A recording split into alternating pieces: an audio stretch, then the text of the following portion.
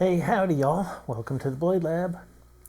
Today I have a review of the North Arm Skaha 2 knife. This is a kind of a favorite, I think, in the EDC community. It's not a new design, but they have made some revisions to it over the years. These are made in Canada, in British Columbia, actually, and it's kind of a small production. Typically it takes them about 6 weeks, I believe. When I ordered this was the time that they quoted to produce it, and in fact they were accurate. It took almost exactly 6 weeks to receive it from them.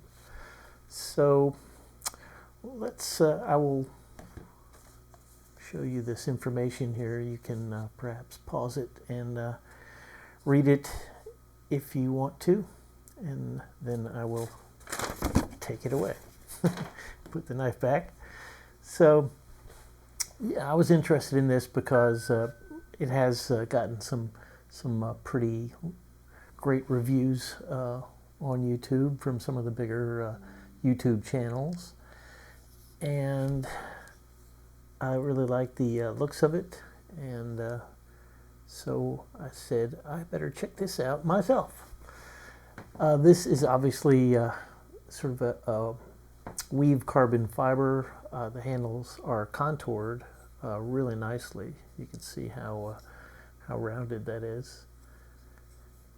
And it comes in different options. So this is, they have different kinds of CF. This is the least expensive carbon fiber version. They also have maybe 4 or 5 different fat carbon options. And the least expensive is a G10 handle, which also comes in a bunch of different colors. I'll put a link to the web page in the comments below so you can check out the different options. Now, being made in North America, this is not an inexpensive item. It is, I guess I would classify it in the sort of medium price range, between budget and, you know, high end. So I think this particular thing you're seeing here was about $317, give or take the cents. The G10 model is starts at, or is, I guess, $264. That's in US dollars, and the fat carbon adds some more in addition. So I think the fat carbon versions run from about $370 to $380, more or less. Okay. So let's just take a look at it on the outside. You can see pretty basic construction. You know, we've got these standoffs. These screws are, I believe, excuse me, reaching behind the camera, I think these are T8s. Yeah, these are T8s, and I think the pivots are T10. Let me check that too. Yes, pivot is T10. Oddly enough, I think the pocket screw, the pocket clip screw, is also T10, or is that, no, I think that's T8. Well, bear with me. Yeah, I think that's T10 too. But it's kind of hard to get it in there. It's not seeming to want to fit right now. So anyway, so there's that. Obviously, it is a liner lock. It is flipper only. The flipper tab is jimped, and it does. It is what Senor Shabazz would call a pocket pecker. It just kind of sticks out from the side, which is interesting.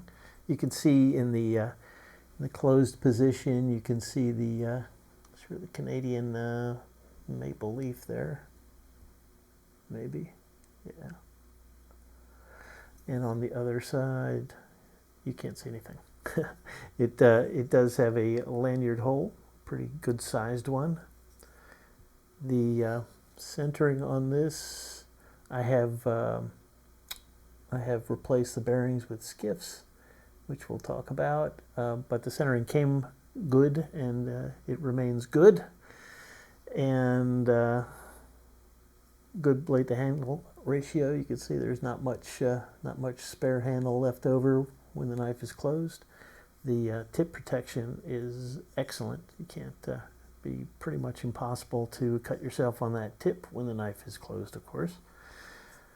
The pocket clip is not deep carry. I would classify it as kind of sort of medium carry, and it is a wire pocket clip, which works very well. It's I'm not usually a lover of wire pocket clips aesthetically, although they always seem to function quite well. Let me get rid of this stupid thing.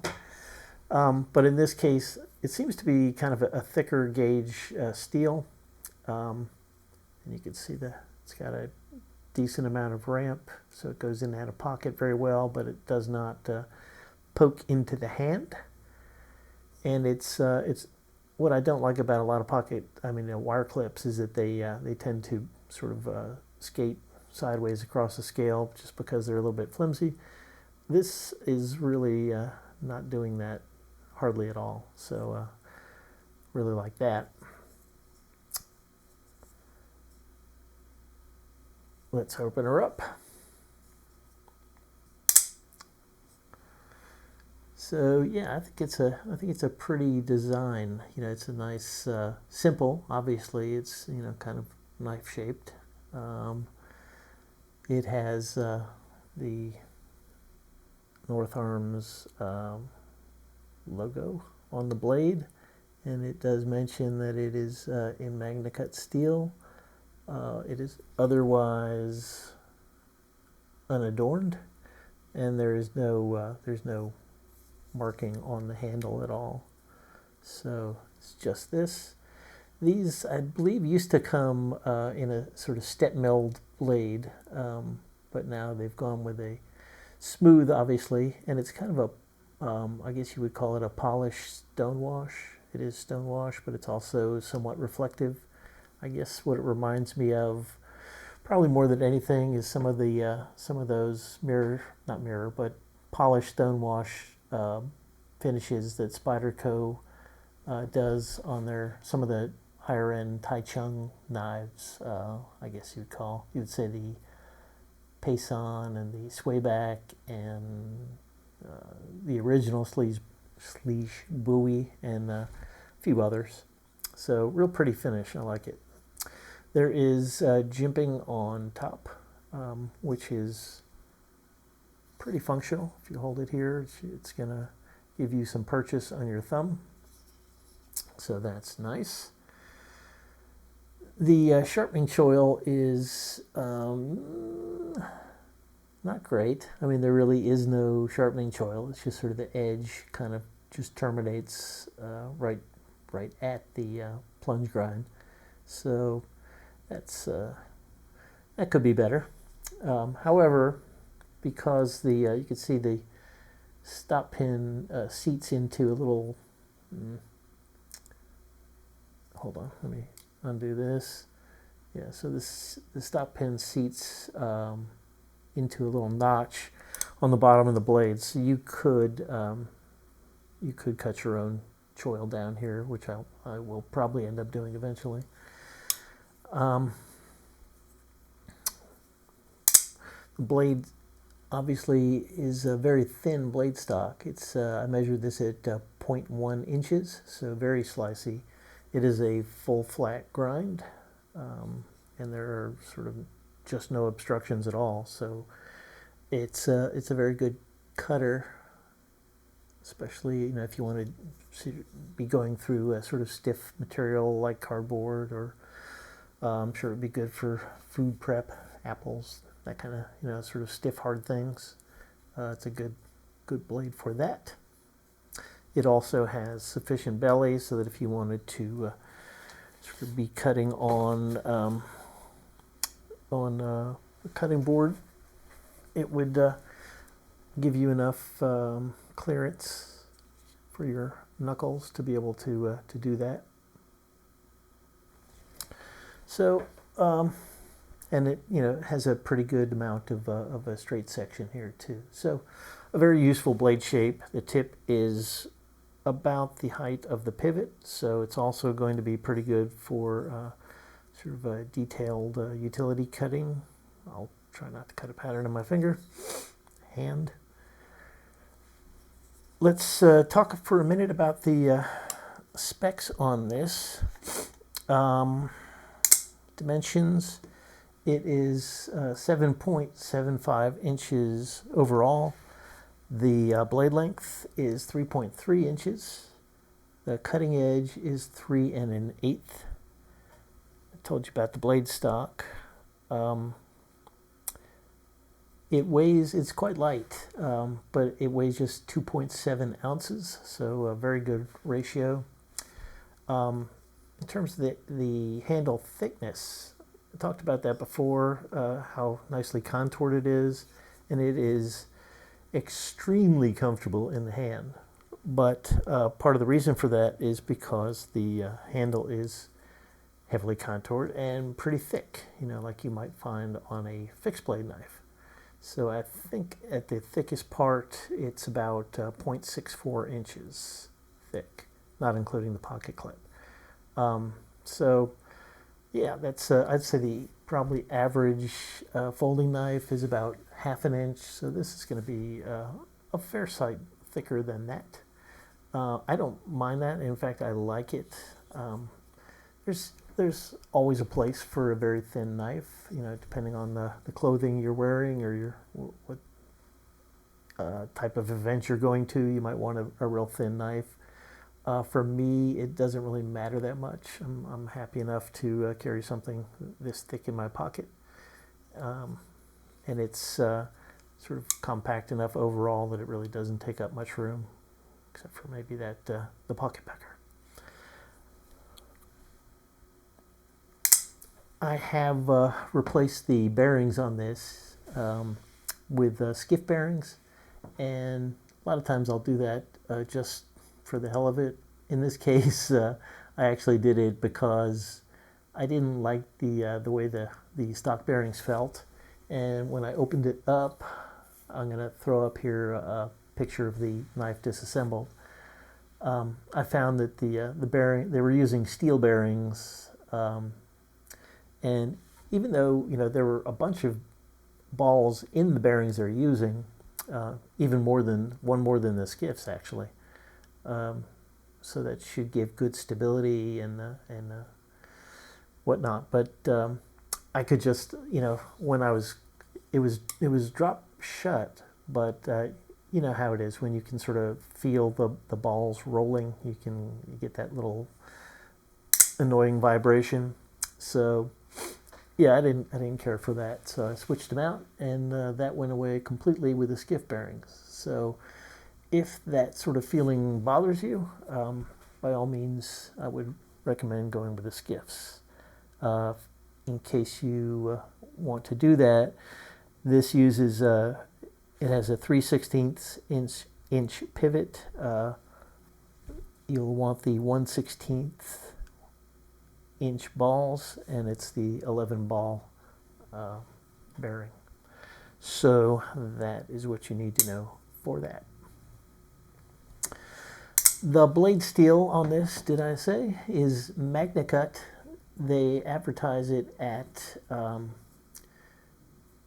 60 to 62 HRC, which is frankly pretty low, compared to what I like to see MagnaCut in, which is more like 63 to 64. So yeah, I'm not wild about that. This is again kind of a personal preference thing. The higher the HRC, the better the edge retention will be, but the lower the HRC, the better the corrosion resistance and toughness will be. So it just depends on your individual priorities.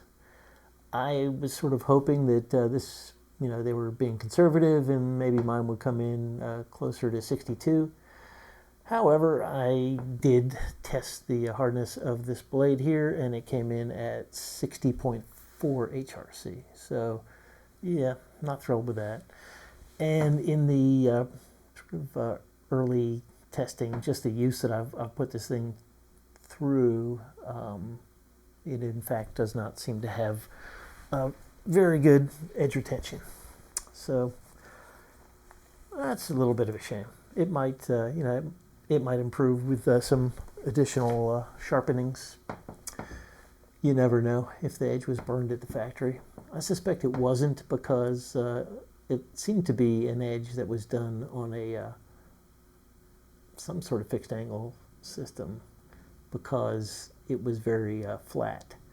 It wasn't that great in terms of actual acuteness. The best score that I measured on this from the factory was 200, which is very slightly better than the average factory edge of the ones that I've tested, which is now, I believe, 150 something. So, interestingly, they in that paperwork that I posted earlier, they list the angle, the sharpening angle from the factory as 30 degrees inclusive, or which of course is 15 degrees per side. However, this knife I measured at 19 degrees per side from the factory, or 38 inclusive. So that's kind of weird. I have, as I said, I sharpened it. Why do I keep going the wrong direction? Because my camera's kind of upside down. Anyway, so yeah, I did sharpen it, and I put on I think this is a 16 degree edge bevel. Let me just check that. Don't want to deceive you. At 19 degrees on the factory edge, it was about 20 thousandths of an inch behind the edge. So again, that's another thing where it's like okay, not great, not bad, just okay. So let's see what this is now. Okay, I guess I did 16 and a half. Yeah, it's about 16. It's about 16 and a half behind the edge presently. Sharpen this on the Tormek T8. So we've gone all this way, and we haven't even talked about the best thing about this knife. And if you're going to be interested in it, the action would probably be the best reason why, because the action is incredible on this. Really sort of unlike any knife I have ever handled, honestly. Best flipping action of any knife I've handled. And I've handled a number of Shirigorovs, and I have a Koenig Arius, and others that are sort of renowned for their flipping action, and this beats the hell out of all of them. It's just so crisp. It's like literally impossible to fail. Not the only knife that's impossible to fail, but it's impossible not to rocket the thing out just by actuating it. And the reason for that is because it uses I doubt we're going to be able to see this here. Let me see, I have a flashlight here. I'm hoping that we can see this. It has a flattened detent ball, and you'll be able to see it in the disassembly video. So I think that's showing up a little bit anyway. So yeah, the flattened detent ball and sort of a wider detent hole in the tang of the blade ensures that when the detent pops out of the hole, it's like happens all at once. You know, it's not like a round ball sort of rolling up. The ball doesn't actually roll, but you know, it's sort of going up the side of the ball when it disengages, whereas this is just a very short transition from locked to unlocked. Yeah, amazing. I said before that it was very drop shut with the factory bearings. With the skiffs, I probably tightened it down a little more because it's now a very sort of soft. Takes a little bit of a shake, which is how I like it. I could easily make it more drop shut by loosening it up a little bit. As far as the lockup, it is there's no blade play whatsoever. There is no detent play, and God knows there is no there's no pivot lash. So mechanically, another perfect one.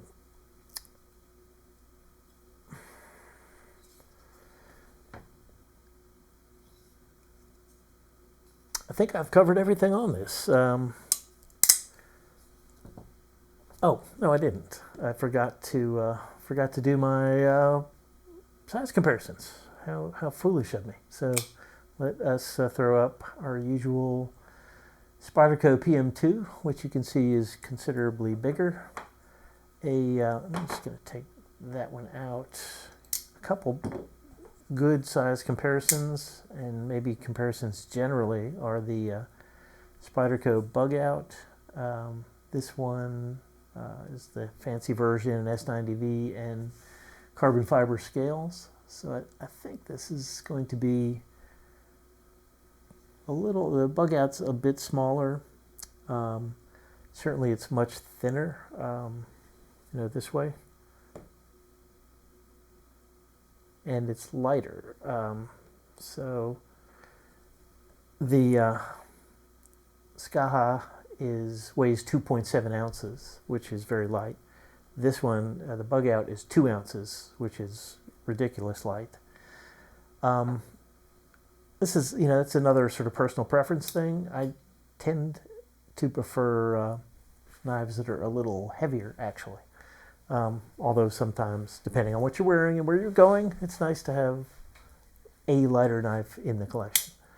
So another comparable sort of price and size knife would be the Demco AD 20.5 with the titanium scales and the 3V blade. It's like the original fancy version of the 20.5.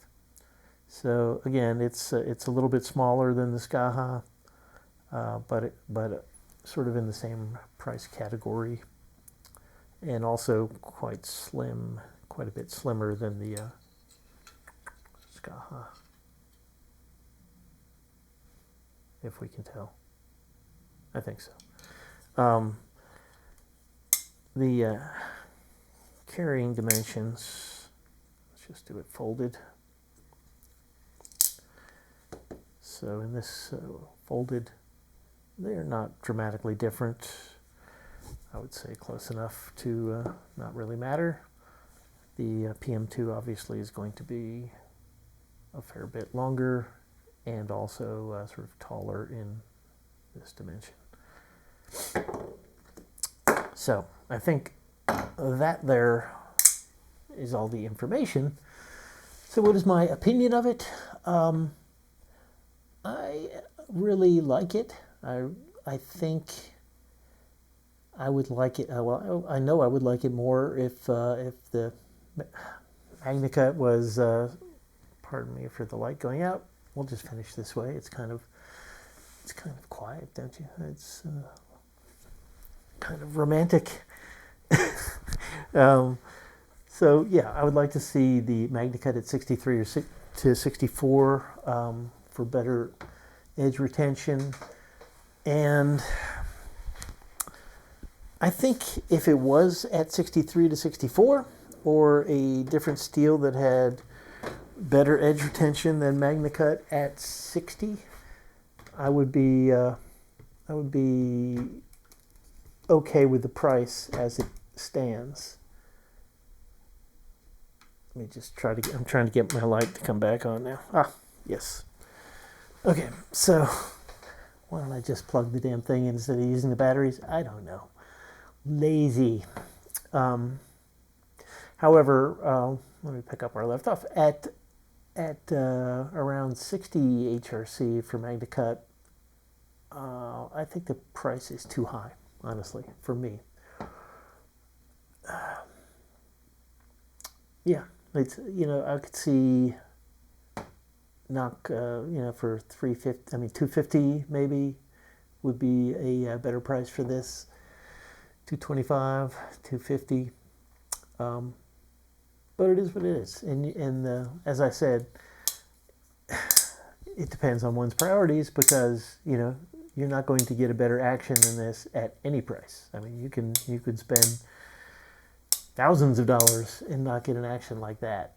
So it depends what you like and what's important to you, and we're supporting our friends north of the border, and I'm always happy to do that. So with that, I'm going to sign out, and before I do, don't go anywhere. Please subscribe to my channel below. That would be so nice. And also, click the thumbs up, thumbs up on the video. That would also help me out. I would appreciate it. So until next time, this is Blade Lab signing out. Y'all have a good one.